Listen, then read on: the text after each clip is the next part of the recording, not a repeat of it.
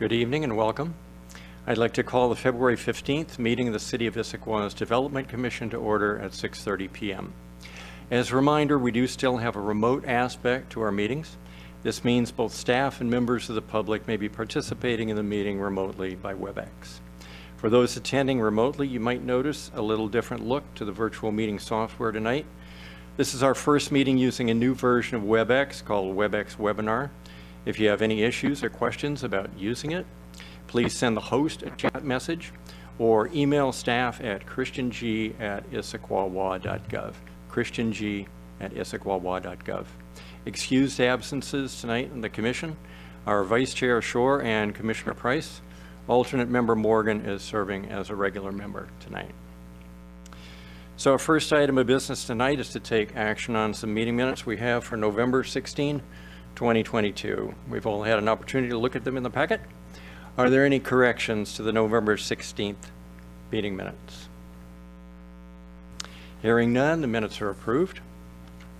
Next, I'd like to open the floor for any members of the public, in person or virtually, who'd like to make a general comment, not about the Newport Way Townhomes project, but on general topics. There will be an opportunity later in the meeting for those who'd like to comment about the project on tonight's agenda. Mr. Aldrich, has anyone signed up to make general public comment? No one online or in the room has signed up to speak for general comments tonight. Great, thank you. So we will move right into the main agenda item for tonight, community conference for Newport Way Townhomes. The purpose of this meeting is to provide the community an opportunity to participate in the permitting process, generate discussion, and understand the proposal with particular focus on critical areas on and off the project site. Order of tonight's meeting will be, first, appearance of fairness disclosures, then there'll be a staff presentation, then applicant presentation, and then there'll be an opportunity for public comment. Finally, there will be comment and questions by the Development Commission. So, Mr. Geitz, if you're ready, please proceed with the appearance of fairness disclosures. Thank you, Chair. I just wanted to state the general reminder that this is a quasi-judicial matter. For context, the proceedings are required to be fair. In fact, an appearance, ex parte contact between commissioners and the applicant or the public is prohibited throughout the entire process. This is the initial stage of a formal site development permit process that will be forthcoming, but I just want to make that clear at this point. Are there any questions from the Commission at this time? Thank you. Thanks. So now we'll move on to the staff presentation portion of the evening. Ms. Adams, please go ahead whenever you are ready. Thank you, Chair. I'll just share my screen.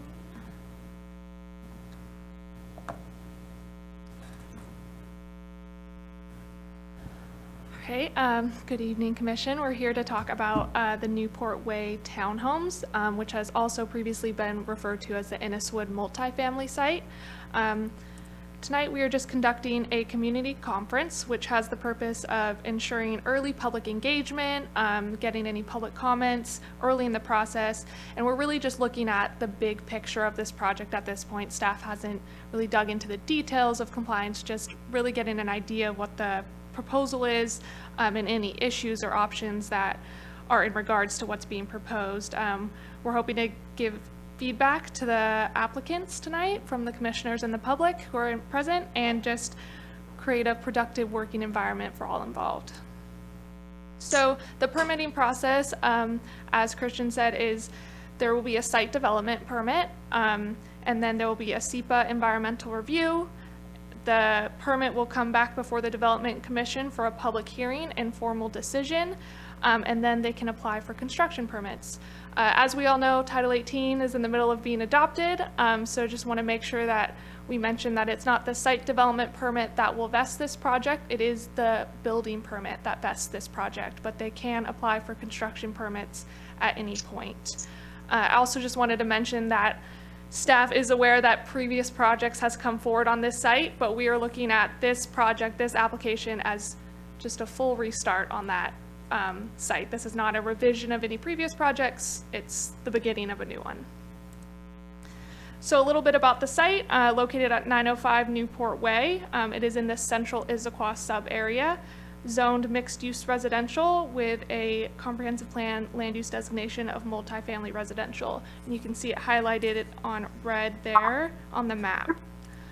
The applicable code that will be used to regulate this site is the Central Issaquah Urban Design Manual, Design and Development Standards. So the site is composed of 2 parcels, one larger parcel to the north and a smaller parcel to the south. Total, it's 1.68 acres. The project is proposing 8 buildings for a total of 30 units. There will be 71 parking stalls, which include 2 stalls for each, what they're referring to as townhouse, in the garages, and then guest stalls as well. There is an internal access drive for each parcel that accesses off of the main road. A 3-block passage is proposed and community space is proposed as well. The applicant will get into a little bit more detail about some of those items. As far as critical areas and tree preservation, there are steep slopes located near the site. Tree retention, no trees within the developable area are proposed to be retained. This parcel was originally part of a short plat for the single-family homes that have been developed kind of on the hill above it. So all the tree preservation for this parcel were part of that original short plat, and tract A and B that you can see on this screen there are where all the tree preservation occurs, which was part of the short plat decision. So that's staff's brief overview. Anyone who has any questions, always can email staff. I'll be the planner on this project and happy to answer any questions. And for now, I will turn it over to the applicant. Thanks. So now we'll proceed with the applicant's presentation. And I guess this would be either Mr. Wenzel or Mr. Farr. Is that right? Thank you, Commissioners. My name is Bob Wenzel. I am the applicant at Inneswood Estates LLC. We've been in front of you folks, some of you folks before. This has been a long project. As the planner did mention, this is a project that was a short plat several years ago that has 10 single family. Perfect. Okay. This was a project been in the works for the better part of 10 years. If the older commission members remember, if they looked at the city map, this used to have a gold star on the piece of property because it was known as the Spock property back 5 or 10 years ago.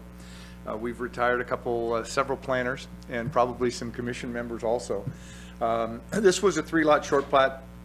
Back in the day, it had a 10-lot subdivision up on top that had 10 single-family lots, and then we did some global, as I call it, global issues with steep slopes and tree retention. So in the original short plat, we saved more trees than what the code required in the tract areas, which gave us the ability to clear, if you will, the lots that we're currently building on now. Of course, we've had lots of iterations on the frontage of Newport and I'm sure we will continue with that discussion. As the planner mentioned, we do have 30 townhomes on the site. Just to remember, on the apartment project, we had 93 units proposed on there.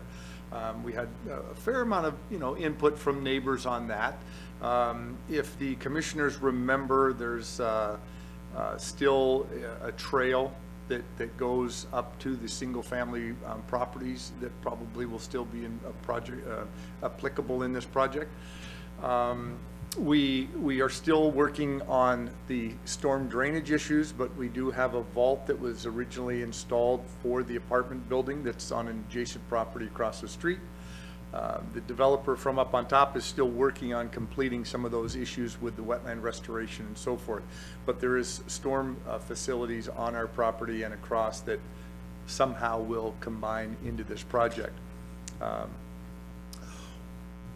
From our experience with the commission last time and the apartment building, we have done our best to look at the commission's developable standards that are in the book for the city of Issaquah, and it is our goal to have designed this almost by cutting and pasting the design and development requirements that are in the Issaquah Planning and Development Commission's booklet.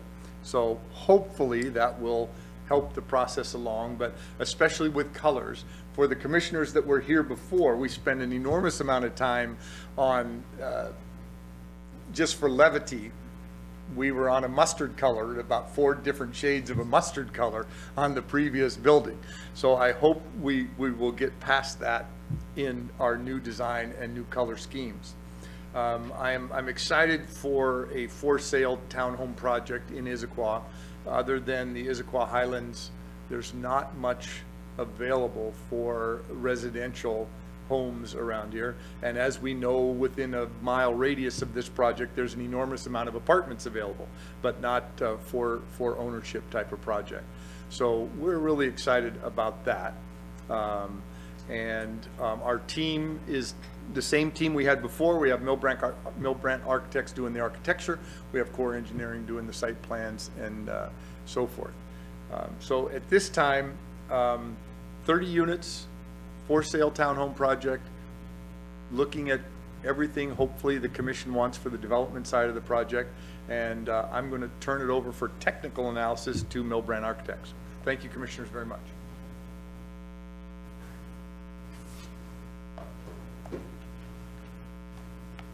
Hi, my name is Jeremy Farr. Excuse me, I'm with Newport Architects.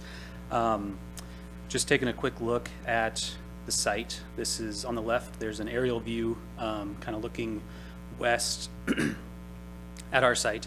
As you can see, there's quite a bit of slope, which has been kind of a driving force behind a lot of the design for the buildings and the site itself. The overall layout of this project reflects our primary goal of responding to the site's natural topography. The existing topography slopes up to the west, and we are utilizing the buildings to help retain a lot of that grade. This helps to minimize site retaining walls as much as possible, as well as helps reduce the height of the site retaining walls. We are proposing a mixed mode through block passage, also known as a WUNRF, that runs through the middle of this larger parcel that's closer to the north. And north is to the bottom and right in this site plan. So this will allow 2 rows of residential units that run parallel to Newport Way there. A mixed mode through block passage, for those that don't know, is designed to accommodate shared use by pedestrians, bikes, and vehicles, with an emphasis on providing a safe and pleasant pedestrian experience. This will be done by using paving that indicates to vehicles that they're entering a shared space and to proceed with caution. Additional pedestrian amenities such as sidewalks with plantings, trees, and seating will be integrated into this area. Vehicle circulation and garage access has been organized to minimize its visibility from Newport Way and designed to remain relatively level to accommodate pedestrians, bikes, vehicles, and fire truck access. This street provides access to the private garages of all the units, as well as access to the front entries of the rear row of units. The street-facing facades of the townhomes that front Newport Way combine to form a street wall that meets the build-to line requirements of the design standards. This creates an active and engaged streetscape and makes for safer pedestrian and bicycle circulation along the project's frontage. Finally, there's a large multiple-use space that will serve as a community plaza for the residents. It will also serve as a fire truck turnaround for the buildings at the back of the site. If you just back up 1 slide, sorry. Just take a quick look at the circulation plan. This is just kind of a stripped down version of our site plan. Again, we're proposing a mixed mode through block passage through the middle of the site with 2 secondary through block passages that connect Newport Way to our kind of internal WUNRF street. And one of the secondary through block passages directly connects to our multiple use space at the back of the property. This organization of through block passages gives residents clear pedestrian pathways throughout the project and direct connection to the public realm. Next slide, please. So these next couple of slides are some concept site sections that we put together to help understand kind of the topography that we're dealing with. So the bottom right is Newport Way, and the top left is kind of the high end of the back of our site. So there's quite a bit of elevation change between those 2 points. And as you can see, we've designed the units into the hillside to help take up that grade as we move back up the slope, which helps minimize the height of the retaining walls, site retaining walls, and the number of site retaining walls. You can also see we're cutting through that mixed mode through block passage, which is 40 feet wide. There's a 20-foot drive aisle, if you will. Again, the emphasis is on pedestrian and bicycle use. And there's, as we currently have it laid out, we have about a 6.5-foot stretch on to the right of it, and then 13.5-foot pedestrian amenity space to the left. And if you go to the next slide, please. There are certain sections, areas of our site where the slope is very steep towards the rear of the property. So we've designed what we're calling double tuck unders, which have 2 levels that provide retaining. And that really helps to minimize the number of site retaining walls that are needed. Next slide, please. And here's an example of a site retaining wall. So this is a soil nail wall, which is currently being explored for use on our site. It's just an example, but we wanted to present it to show that our intent is not, a plain blank concrete retaining wall. And we're going to terrace it as needed, with a maximum of 10 feet tall of a retaining wall. And anytime we have terrace retaining walls, we'll provide adequate space between the walls to allow for plantings to help soften the appearance of the walls. Do you have the elevations that were submitted? We have some elevations that didn't make it into this presentation, but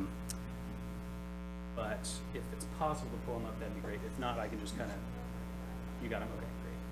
Thank you. Just wanted to touch on building design briefly. Obviously, we're in the preliminary phases of it, but there are a couple things I wanted to point out. So this is if you could go to the first, yeah, thank you. So the downhill townhome unit, the top right elevation is the most visible from Newport Way. That's the elevation that fronts Newport Way. And so we have chosen the Craftsman architectural style as specified in the Architecture and Urban Design Manual, and have chosen materials and earth tone colors that are appropriate for this style. The townhomes fronting Newport Way, which is the elevation on the top right, have wide covered front entry porches that will display a variety of ground level detailing such as Craftsman style columns and picket railings. We'll also have porch steps and adjacent landscaping that will help to engage the public realm and create a pleasant pedestrian and bicycle experience along the project's frontage. We have 2 color schemes that we've currently developed. This is the first one. If you go to the next slide, that'll show the other color scheme. And this is the tuck under townhome unit that is at the rear of the property. So the top right elevation, that's the entry side of the building, and that fronts the Wooner Street that runs through the site.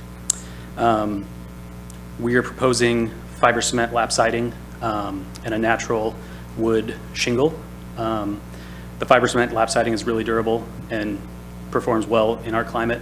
And then obviously we wanted to bring in a natural element into the design, and that's with the wood shingles. That's kind of the accent.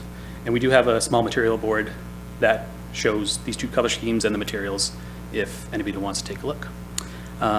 So we're very excited about this project and the potential benefits it will provide to the community, and would like to welcome any questions at this time. Thank you. Okay, great, thank you. And I'm going to open the meeting for public questions and comments. And for those making comments, please direct them to the applicant. Staff is here to answer questions about the review and permitting process, but I'd ask that all questions related to the site and the design be directed to the applicant and his design team. If you're joining by computer, please raise your virtual hand. If you're on the phone, not a computer, press *3 on your phone. If you're in the room, please step up to the lectern so the microphone can pick you up. As a reminder, when it's your turn to speak, state your name clearly before speaking. Speak clearly, pause frequently, and please limit your comments to 5 minutes. After a comment or question has been presented, the applicant or someone from the design team will provide a response. Mr. Aldrich, has anyone signed up for comments on this topic? We do have 2 people signed up for comment tonight, and they are both in the room. First, we have Simone.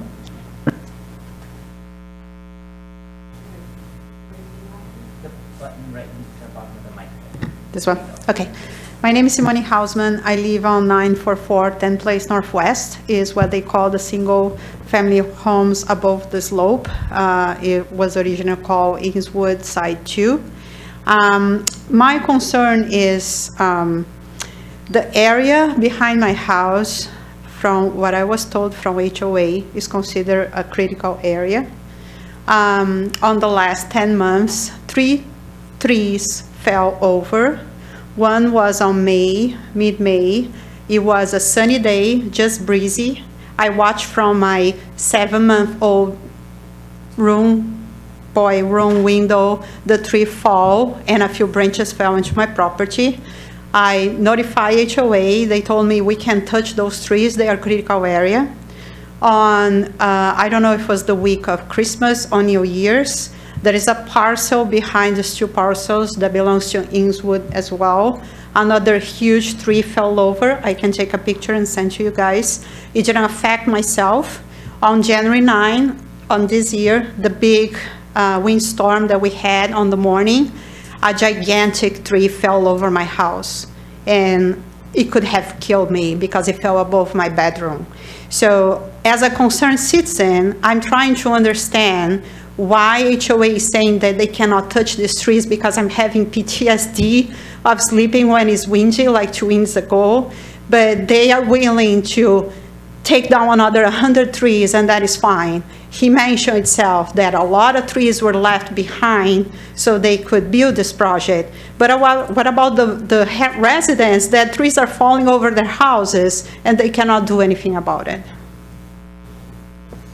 Mr. Farr, do you have any response? And tonight, anytime public speaks, you can just feel free to respond when they're done. Okay. I'm not familiar with, I guess, I don't know. Bob, do you want to take this one? Okay. Commissioners, my name is Bob Wenzel with Inneswood. Ma'am, I truly understand the tree issue there. There's a lot of space between the Inneswood 10, as we call it, or the Inneswood 10 lot subdivision, and the edge of the developable property that we'll be clearing. There was lots of discussion when the subdivision was designed and approved, and there was a lot of discussion in the city of Issaquah. They have a tendency to want to save as many trees as humanly possible. And yes, it is a steep slope, and that's why we saved as many trees as we can. As those 10 houses at Inneswood got developed, of course, those backyards got right up to the edge of the tract, and the tract runs parallel, if you would, with the 10 lots and our development, and there's a lot of space between there. Unfortunately, with as many trees that were left there, there's probably trees that are going to come down over time. And with my experience of tract or native tract areas, they don't particularly want us to go in there and either de-tree or cut the trees out as they fall over. They would prefer those trees to stay there and become natural habitat for critters and animals that go through there. So yeah, unfortunately with the storms, it is going to be, I think, in the future for all of us, those trees will stay there and they'll have to kind of lay there and become critter homes when the trees come down. I don't mind trees falling and staying out there. There's a lot of pieces of tree right there right now because I had to pay for them to take over out of my backyard. I'm concerned that my son, my infant son, could have been killed on May last year. I could have been killed on January this year. I just want those trees gone. And they cannot go down because someone has to protect the trees, but you guys now can take over like more than 100 trees and it's fine. So I'm living almost with PTSD. The only thing that I want from the city as well, I want some of these trees down because there is a huge Douglas fir that every single wind, branches 5 feet, 10 feet fall over my roof. And this time around, there were branches like arrows on the grass. Sorry, I'm a little bit nervous. So the only thing that I'm asking for the city is, it's okay. I don't care if they're going to develop another 30 units. I just want those trees gone because it's a hazard. They are falling, and they're not falling one every 10 years. They're falling one every 3 months, 1 month. So what the city is going to do about it? Why is it okay for them to take down the streets, but I have to live in PTSD and trauma and fear going forward? I only lived there for 3 years. You know when those were developed. You know well about the project. So that's the answer that I'm trying to get. I want permission, and I want someone to address those. They are not healthy. They are falling. I can provide tons of pictures to you guys. Chair, if I may, can jump in here. Feels like Sure, more staff go ahead. territory now. We have a permit to remove critical area trees if there's hazardous trees. I am happy to give you my contact information and we can talk about that. Even though a parcel, so there is the Inneswood 10 homes, that is a parcel that, from tree- what I was told, HOA was forced to own to preserve the area. And then there is a parcel that becomes to Inneswood that, from my understanding, you guys are not going to develop over it. And there are the 2 parcels that you're going to develop. So even though these trees are on the area that HOA was forced to take over, are you guys willing to take those down? They're in a natural growth protection easement, but if they're hazardous, we do have permits available for the HOA to apply for to remove hazardous trees in critical areas. That can be done. Okay, I'll give you my email Okay. after this and we'll touch base about it and figure out a way forward. I appreciate that. So my only secondary question is, I don't know if it belongs to Inneswood or they just sold the area, but behind Pickering, they developed 4 houses. And who controls the timing, the noise ordinance? Because for that development, 6:30 a.m., big trucks were coming and doing a lot of noise to drop the materials. So what is going to be the noise control for this development? I know that particular piece of property also, because I've been involved here for 11 years, and all I would say is, even if it was my project, even though those 4 aren't, I think it's important that you as a citizen would inform the city building official or code compliance. I'm probably speaking out of turn here, but I'm very familiar with this particular issue, is that if someone is not living up, I know for me as a builder, I have a specific time frame every day that I can only start and stop. And if I'm not living by that, or if that developer's not, I would encourage you to call code enforcement and make them comply with the conditions of the building permit. So that's what I know that's what I do even in the city of Issaquah. They're pretty regimented about making me comply to the city of Issaquah's building permits. And those timeframes, typically I know on my project, those timeframes are very, very profound on my building permit. And I know when I'm supposed to or not. And so it is a function of you as a citizen to inform the city, and because they don't really know. The city doesn't know unless someone lets them know, because there's 500 houses being developed around here. So it would be important for you to call and complain, code enforcement, and then someone could come out and take a look at it and kind of enforce their time of construction. And my last question, I don't want to run out of time, is just that parcel that still belongs to you guys, that is the big one behind this 2, are you guys going to develop anything around it, like community space? Because I saw on the proposal there is already kind of a road for access between the 2 parcels, so that is inside that one parcel. Are you guys going to develop anything more besides that road that connects the 2 parcels? No, and there should not be a road that connects the 2 parcels from the main parcel to parcel C, because there is a space in between there that Yes. is protected also. So our road comes in from the right side of the building and comes up and stops, and then has what we call a hammerhead turnaround to turn around. So there's no through. There is no, that white thing between the 2 parcels is not a road? No, there's actually a pedestrian pathway. If you remember on the 10 homes, there's currently There a is. pathway that probably goes halfway down the hill, correct, and then stops. Yeah. And we will be connecting that to Newport Way. Okay. But it has to be done via as much as possible by hand because of the steep slopes. So Very steep. I have not walked the Inneswood 10 portion of that pathway, but I've been up there by the Big Rock. Have you been by the Big Rock? I don't know what you mean. In kind of in the middle of the project, there's this massive rock that I Sorry, call. not familiar. It's a pretty interesting feature. But we will be connecting your project. And if you remember, the project behind you has a pathway also that goes to that existing neighborhood. I don't know if you're familiar with that or not. All the way at the end of your driveway? Connects to the woods. Into Yes. that older subdivision? Uh-huh. Yes. Okay. Well, thank you for the opportunity for voicing my concerns. Thank you for your comments. Thank you. Thanks. Next up, we have David. Please state your first and last name for the record, and you'll have about 5 minutes for your comments and concerns. Thank you. David Kapler, 255 Southeast Andrews Street. I can remember commenting about this thing a long time ago, I believe as a council member perhaps, rather than a private citizen. The trail issue was my issue then, and the inadequacy of what I thought of the design in terms of steepness and that. And I was looking for that trail on the materials that I saw online, and I didn't see anything about that. And I'm glad to hear that. Just make sure it's built to last there and is safe. The tree issue gets complicated. We do have significant issues with laminated root rot on the Douglas fir trees in the city and adjoining the city. And it sounds like that's not branches that come down with that problem though. But hopefully that can review the safety issue. But keeping that forested hillside is also very important. Thank you.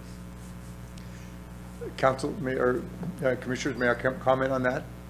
Is it okay to comment on that? Yeah, please. Okay. Anytime. So just for the public to know, as I believe it, and I've been involved with this from the beginning, I do believe that the short plat, not the 10 lots that are up on top, but the short plat of the major lower portion, part of the conditions of the short plat approval is to connect the pathway from the existing subdivision, the 10-lot subdivision, and Newport Way. So I personally have physically walked up that hillside, and I see what we'll need to do.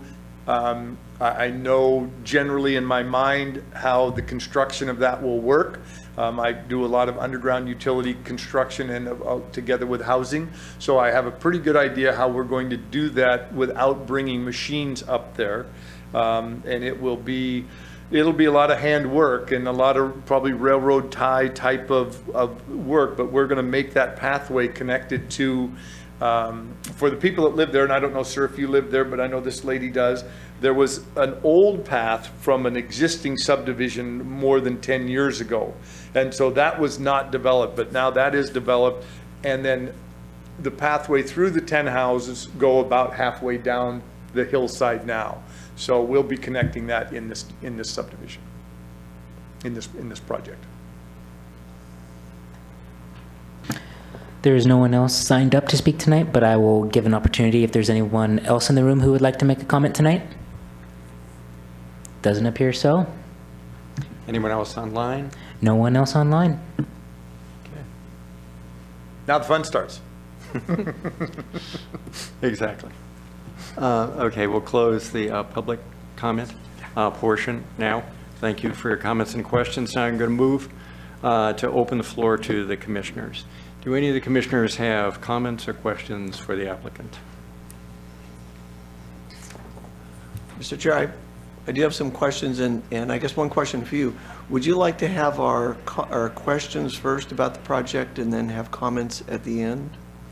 I think they can be mixed. However you prefer to do it is fine. You know, the idea is to encourage a discussion here, so we're not being very formal about it, whatever you prefer. We'll be able to go around and... Sure. Well, I'll limit it to questions at this point. And thank you for coming in and putting everything together. The through block passage, I'm trying to understand. Seems to me we have a long site, we have a long parcel, and the idea of a through block passage is if you're over 300 feet, you need a through block passage to cut through that site. And it sounds like with the Wooner, if you're talking about a through block passage that goes with the grade, I guess, of the site as opposed to cutting through it, which is the design. So it doesn't seem to me that your Wooner actually is a through block passage the way it's intended in the code. Yeah, I mean, I think our site is unique in that we just have the Newport Way frontage, and there's no street or pathways up the hill that we connect through to.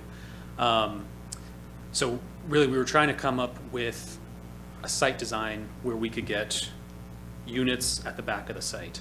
And going through the City of Issaquah design standards, a through block passage, that section we kind of looked through, and we were under the impression that in order to get those units back there, we needed to provide some sort of through block passage. And with the constraints of the topography and the slope and dealing with all of that, we thought the mixed mode through block passage running parallel to Newport Way would work in order to get those access to the units at the rear of the site. Sure, and I totally understand the Warnerf idea. I think it's a great idea and understand the access. It's just that I don't think that's meets the intention of the code. And I'd Right. be curious what staff thinks about that, or any of the other commissioners. I do believe you have it with the stairwell that goes through. Yeah, we do have two, what we call secondary through block passages Yeah. that connect Newport Way to our Woonerf. Yeah, and I think that essentially meets it. Yeah. And would you be able to pull up the site plan? Because I was curious about some of the other, is there just the one stairwell and there were a couple other portions that were behind or between buildings? And I wasn't clear if that was just landscaping or, So yeah, Yeah. if you go, so basically, yeah, between buildings 3 and 4 is a secondary pedestrian-only through block passage that goes up to the Woonerf. And then further to the north, to the right, along the kind of site access, we also have a second pedestrian-only secondary through block passage. So we thought it made sense to have pedestrian access along, you know, the main site entrance.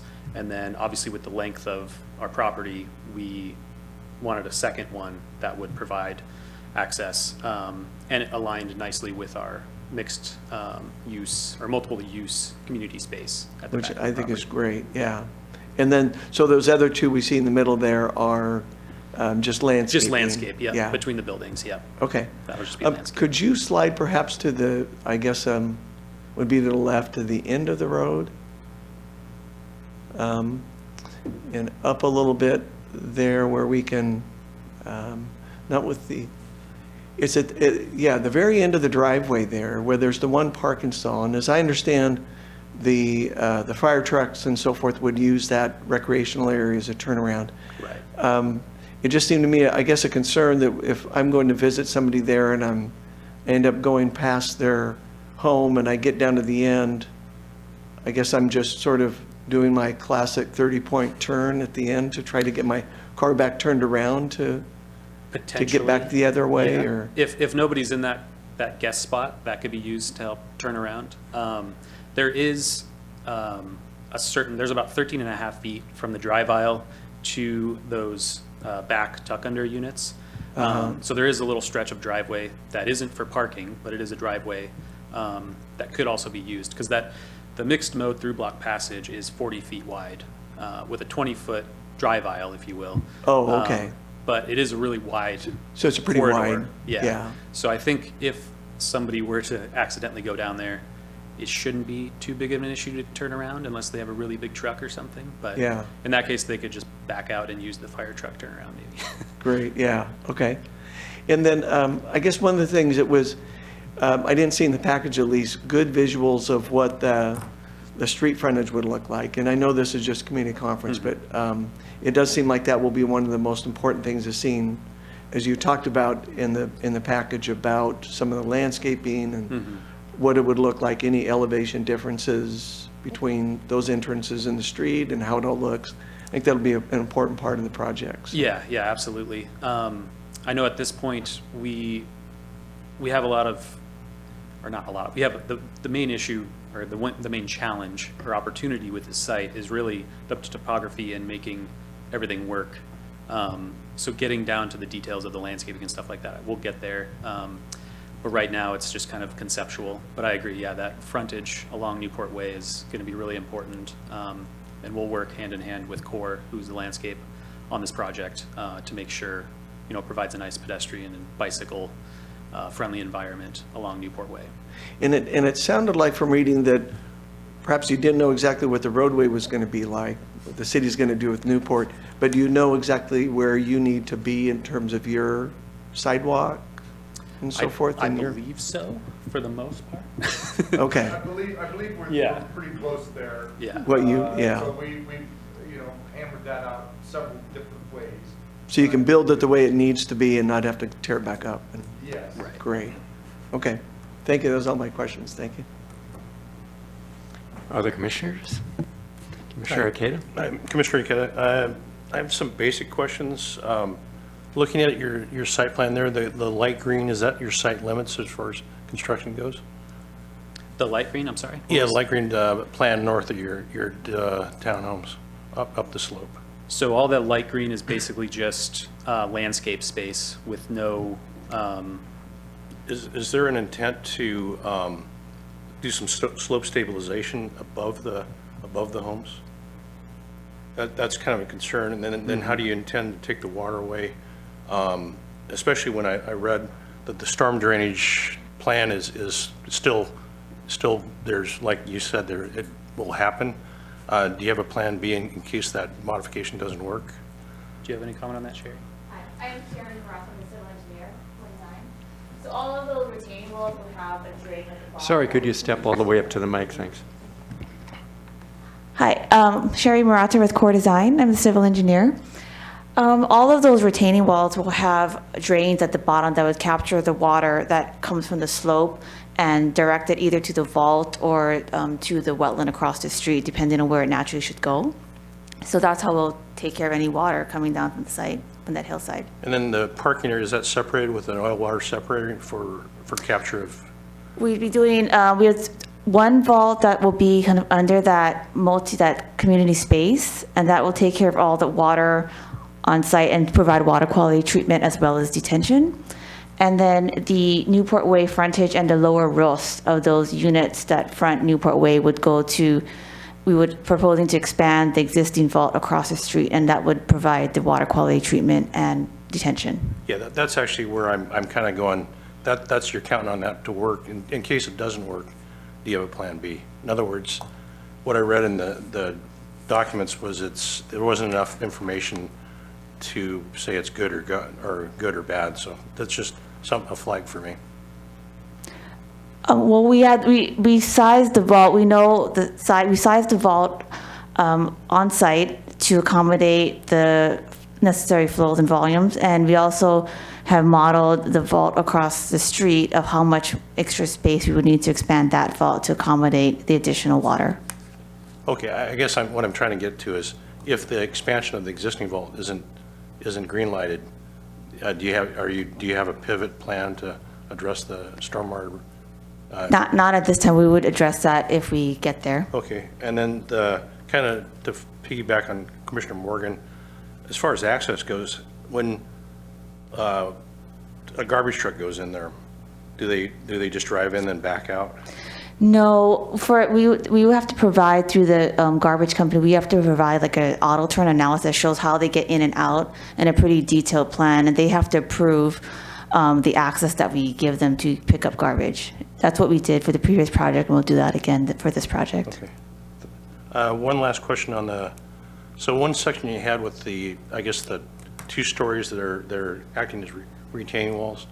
Those just, I have a concern about that. Just it's a large, probably a 20-foot wall that's got to be designed for, seismic activities and loads. Just a comment. Thank you. Mm-hmm. Thanks. Commissioner Gilbert? Hi. I have a question about the parking. So I noticed for parcel C, there are 3 units, but 4 parking spaces. And for parcel B, there are 27 units and I believe 7 parking spaces. And it seems like the parking on parcel C is not going to be really available to the units on parcel B. Is there any way to create access for those parking spaces, or have you considered redesigning the parking to where it's really available for the people who are going to be using it?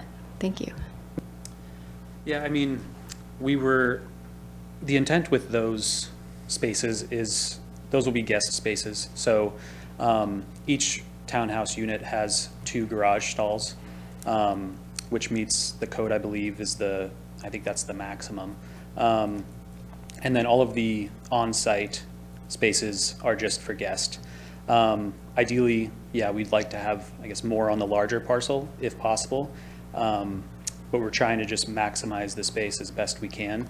And that smaller parcel, we do have the space for some additional guest parking, so we added it in. In terms of providing access from those stalls over to the larger parcel, that is something we could explore with maybe a pedestrian connection between the two. It is challenging though with the slope going down through there. We are going to have that trail that connects from above, but there might be some possibilities for connecting, those guest spots to the larger parcel. I have another question. It's about the pedestrian access across Juniper Street. Is there going to be maybe a crosswalk that's going to be put in at Juniper Street across Newport? I'm not sure. That would be ideal, I think, to connect across Newport Way, because that can get pretty busy. I don't know if that's something that's been explored, but I imagine that's something we could look into with the city. Yeah, I can jump in on that. Okay. So the Public Works Department is working through the Newport Way roadway improvements. So there are 3 roundabouts, Juniper, Newport, Juniper, Holly, and there's one other along there. So there's one at the intersection of this, and there are crosswalk features proposed. It's in the final stages, and Public Works is will be coordinating on the review to align right-of-way improvements and clarify that. Yeah, and we can look to make sure that that's included moving forward. Commissioner Brennan, Should we just go down the line? and we're around the horn. So several of my questions have already been addressed, so I appreciate the responses so far. The mixed mode through block area on the site that runs between the buildings on the upper site versus those that front down on Newport Way. Can you talk a little bit more about how you're going to treat that space? You call it pedestrian amenities. Is this just going to be paved over and blended together? You won't be able to differentiate. I notice you have stamped concrete. But can you talk a little bit more about what that space between the 2 sides of the project will be like? Yes. So yeah, I think the intent, obviously, like I said, there's still some things we need to work out in terms of what it will look like specifically.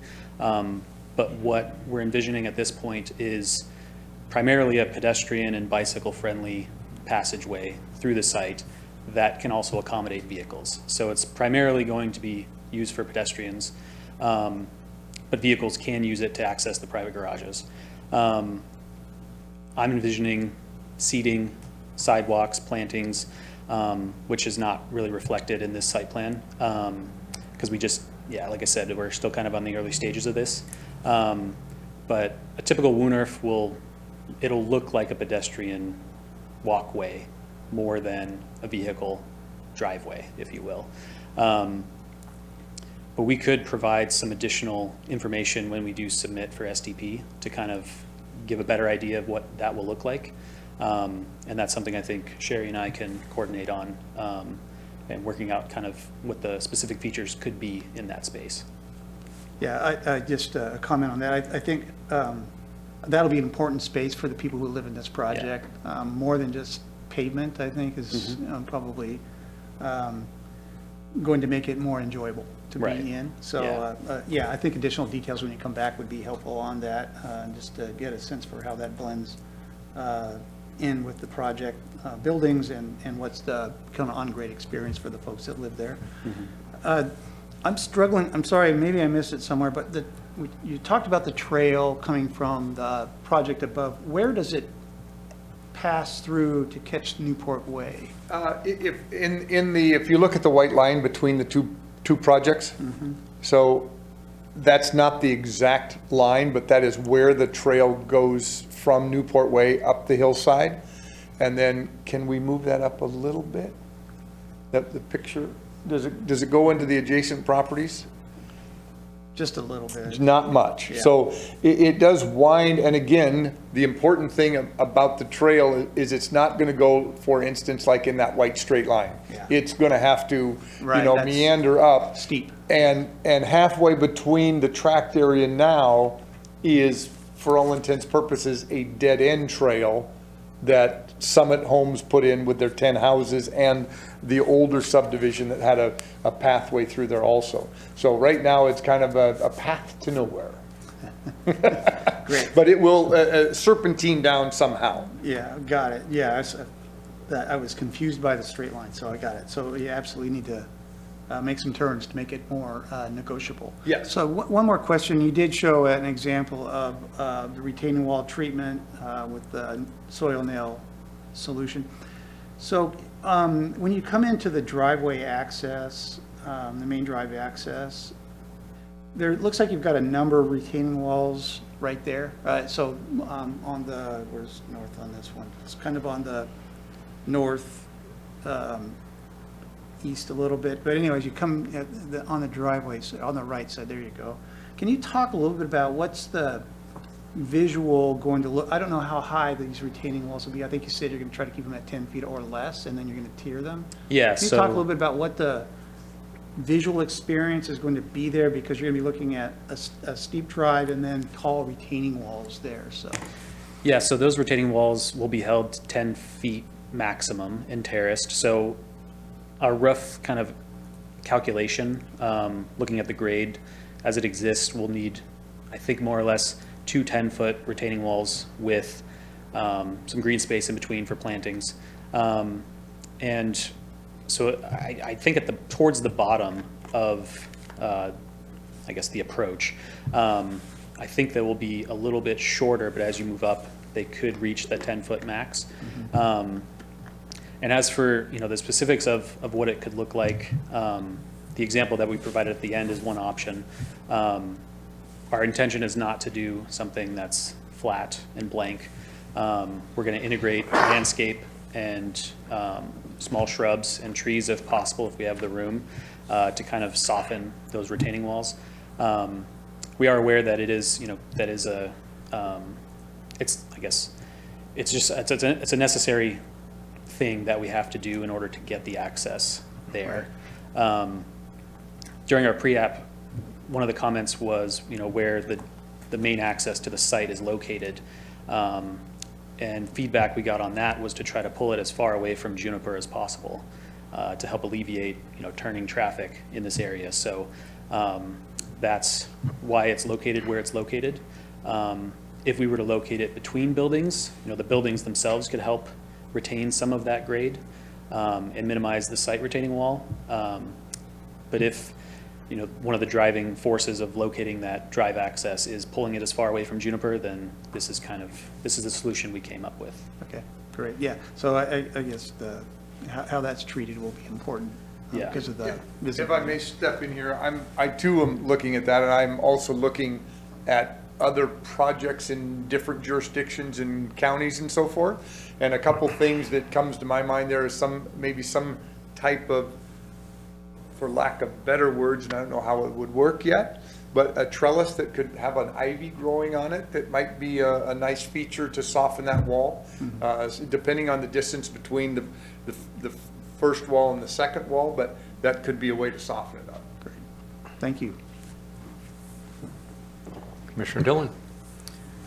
I'm going to follow up a little bit on Commissioner Gilbert and Commissioner Brennan's questions in terms of the parking and the intended use of the Wunarf. With only limited visitor spaces in that bigger section, I would anticipate that there are going to be people coming to visit friends who aren't going to have access to those spaces, and there's no parking down along Newport with the bike lane there. Their tendency is going to be to park along the side and block off some of that space, which is going to snarl up access. I'm sure parking will be signed, or it will probably be signed as no parking allowed, but just in terms of functionality, if it seems like it would be worth exploring to see if you can find any other options to shift some of that parking over there, because I anticipate that it would be an issue. Okay, yeah, that's definitely something we'll take note of and see if there's some adjustments we can make to the site to get some more guest parking on this larger parcel. Any others? Commissioner Dillon, did you have any others? No. Okay. I want to talk just a little bit about the WUNRF also. Could you pull up, Emily, maybe if you have the SIDS, the UD 2210 that's referred to in the packet? I think it's probably around page PDF 289 or something like that.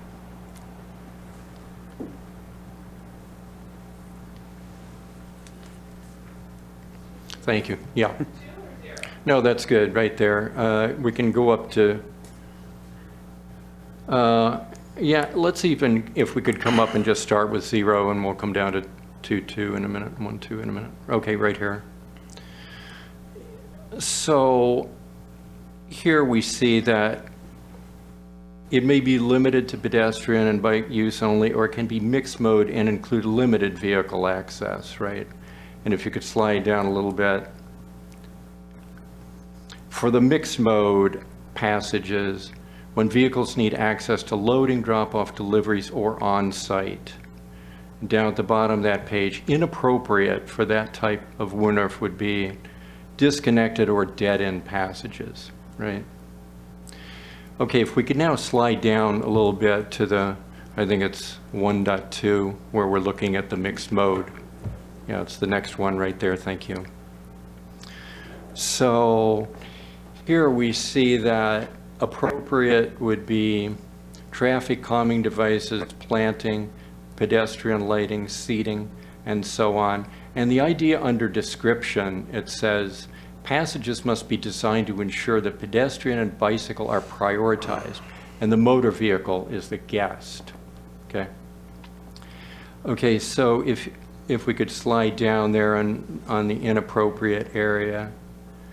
Inappropriate would be detached garage, carport, or parking stalls fronting the passage, primarily paved.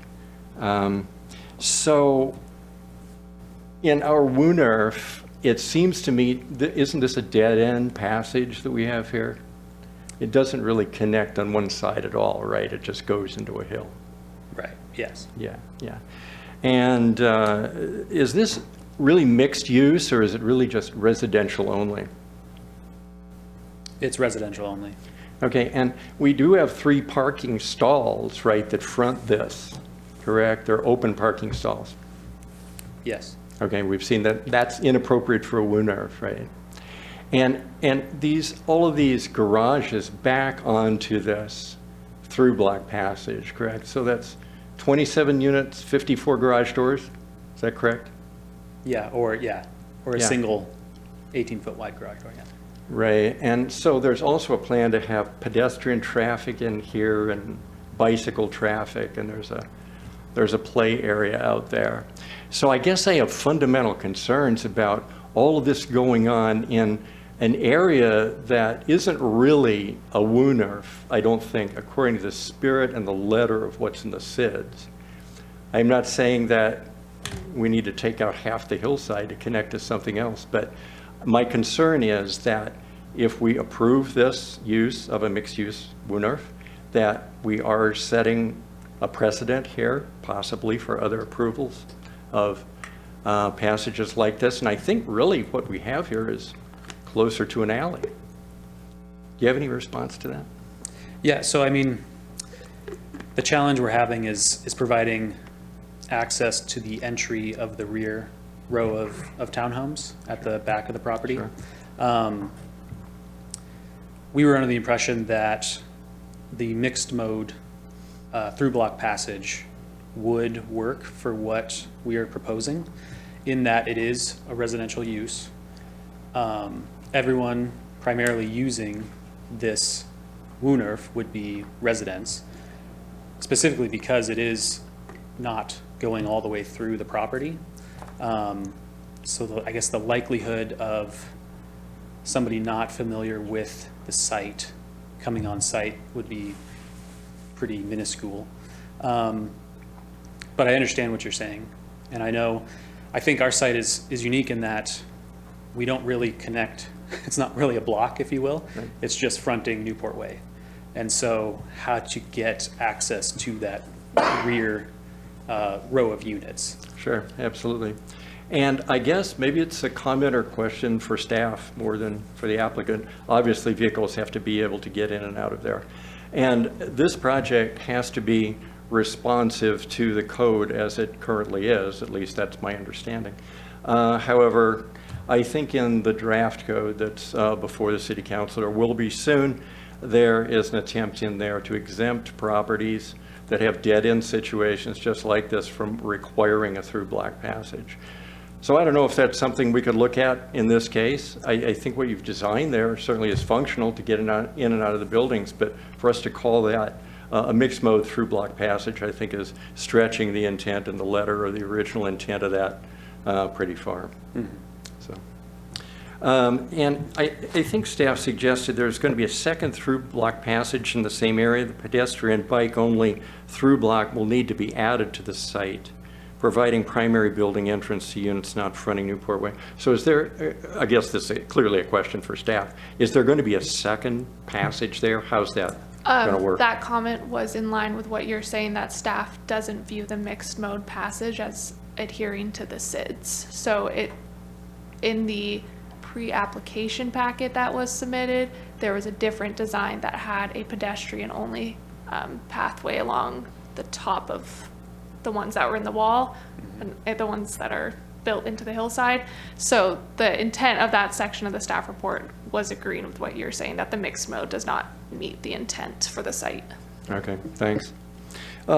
Just one more comment. That was on the Craftsman style and the Juliet balcony there. That seemed to me to step out a bit from the Craftsman style. The sliding glass door and it looks like white railing out in front there. So I don't know if you could soften that a little bit or use different colors on it or something, but there are probably examples of that in Craftsman style, and I'm just not aware of it, but that seemed to step out a bit to me. Okay. Thanks. Thank you. Thanks. Any other questions or comments from commissioners? Commissioner Morgan.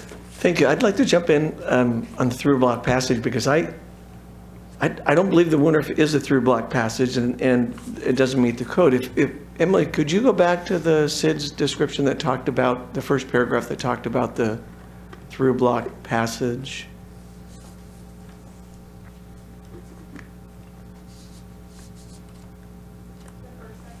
At the very beginning, when it talked about the need for one, so passages shall be provided breakup blocks over 240 feet in length or width. So my feeling is it's always intended for, if we've got really long parcels, we don't want a 240-foot long building, and that was the intent of the through block passage, or fences or whatever that would stop people from getting through. The Woodruff, I think, is a great idea. I think it's just to access those back units. Mm-hmm. It's like a driveway and a parking lot, and I think it's great. I don't think it needs to be intended as a through block passage. I think you've created it with the pedestrian walkway that you show on the plans that goes from Newport up to the upper level. That truly breaks up the block and gives you that pedestrian access through to the other units. I would just go with that. Call that your through block passage and let the Woodruff stand on its own, which I think is a great part of the project. So, yeah, I think the uncertainty that from our perspective is providing the front entrance for those rear units. I believe there's something somewhere in the code that says the front entry for a residential unit has to be on a through block, either a street or a through block passage. Oh. And I hope I'm wrong, but I believe it's in there somewhere. And so that's what kind of dictated everything. Call it a through block passage. Yes, even though it's not really, but that's a way to get those units back there to have the front entry on the downhill side and not on the high side. Okay. Because because we did try to get a pedestrian-only through-block passage on the high side of the site, but there wasn't enough room to get a 20-foot alley, the unit, and then a 20-foot wide primary through-block passage that accesses the front entrance of those rear units. Okay. So that's the challenge. Well, hopefully staff can work with you somehow on Yeah. that, because again, I don't think that's the intent of a through block passage, is Right. to go parallel to that. And it would seem to me what you're doing works well for layout and design for people to get in there. I wouldn't disagree at all with the way you've laid it out and the access people would get, so. And I do want to comment on the design and meeting the craftsman design. I would agree on the Juliet balconies, I think, but otherwise, beautiful looking buildings, good colors, the roof lines, all that stuff. It's great to see somebody design a building that fits in one of those categories that we have, and I think it'd be a great addition. And I guess finally, I would not be a big proponent on trying to add a lot more parking, in that I know we're dependent upon the car, but this is a great location for people that can get out and walk or drive electric bikes or those kind of things, and we'd want to encourage people to spend less time in their cars. Maybe they don't use both of their parking stalls, and guests can come visit that way. So I wouldn't necessarily think you need to have any more cars, parking stalls, than you have already. So thank you. Commissioner Dillon, did you have a comment? Yeah, I was just wondering if you could redefine that, since it isn't really meeting the intent of a through block passage, if you could redefine that as a private street, that would then provide you that street access to the back units. And really looks like functionally what it will be. It would still obviously be a conduit for people who live there for pedestrian access and things like that, but you probably don't want to encourage a lot of off-site bikes and pedestrians for the safety issues that were kind of brought up before, and that, the pedestrian stairway entrance that then connects up and through to the community space seems like that would meet any requirements for a through block passage. Right, yeah. And I think for, our hope with this meeting and our second submittal with this project was to get feedback on kind of our approach, because we weren't quite sure if this was a viable approach. We thought it was. We thought there was a path in the development and design standards to get it to work. But obviously, it helps to get feedback from the city and the Development Commission to see what our options are and what makes the most sense. So thanks for your feedback. Commissioners, other comments? Commissioner Brennan? Thank you, Mr. Chair. So just a few comments on the discussion we just had about through block passage and access. As I commented earlier, I think I agree. I think the way that this is laid out is the right way to go, given the site constraints. We've got a very steep site. The through block passage is really appropriate when you're dealing with kind of more intense, large urban blocks, and the whole idea is to give pedestrians easy passage without having to walk all the way around large buildings and projects. This is a very different character, smaller scale on a hillside. So we've got to balance what we're trying to do with the design and the code, at the same time recognizing the site constraints and the need to protect the critical areas too that are impacted by the project, and minimize that as much as possible. So that's why I was focused on how we're going to treat that Orniff area, so that it is not just about the vehicles in there, but it's about the pedestrian experience for people that live there, because they will spend time out of their cars, hopefully, in that space. Kids will, others. So I think that design will be important. As has already been talked about, being attentive to the frontage along Newport Way, and that's the public face of the building that most people will see. So I think what you come back with in some of the detailing on that will be really important. Great opportunity. I like the concept idea, I think, that you've laid out so far. I think that's really important. The retaining wall treatment, we all sound like we're in agreement. We don't want to have some big, tall, blank, gray concrete walls. So treatment of the walls, particularly those that are visible from the road, but even for the folks that are on the project, you don't want to be staring at the side of a big concrete wall.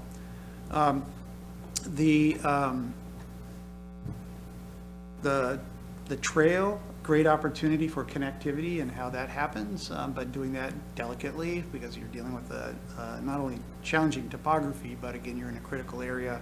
But that connection, that trail connection, I think is a really important community amenity as we try to connect our neighborhoods together and get people out on their feet, but doing it in a way that they can do it safely as they come down that slope or back up again for that matter.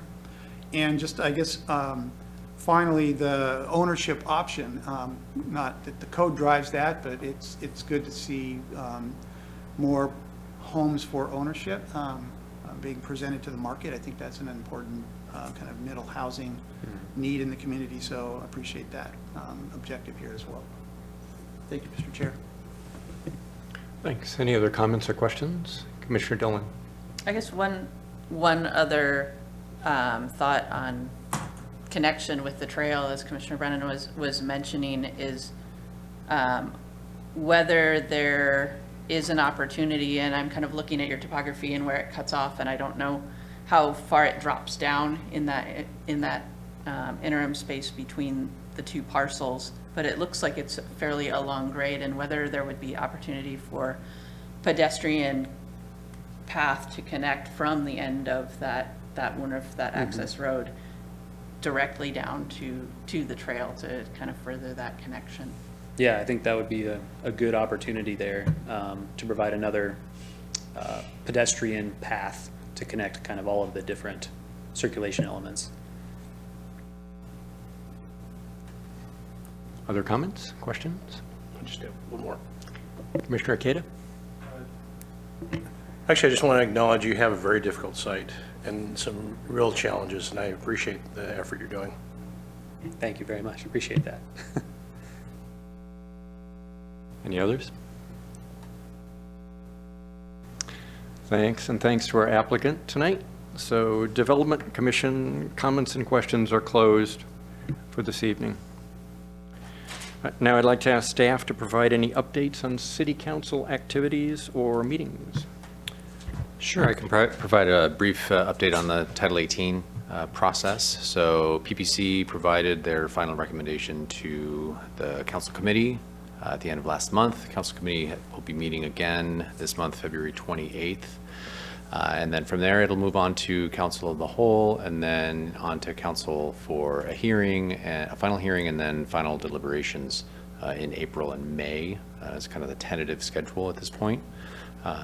So it's been moving along and taking in a great number of comments from some of you, many members of the public, and it's been a good learning experience for me, kind of getting on board as we go. So that's pretty much the one item that's been moving forward that I report on.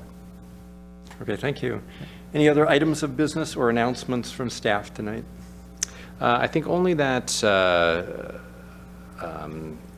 seeking of commission members will begin, or has already probably begun, with the administrator's office reaching out to the community and to any members that have their seat ending, I think, April, at the end April this year, for the year of 2023.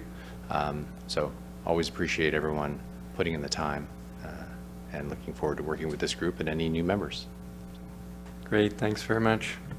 Is there any other business before the commission tonight? There being no further business, this meeting is adjourned at 7:44 p.m. Thank you.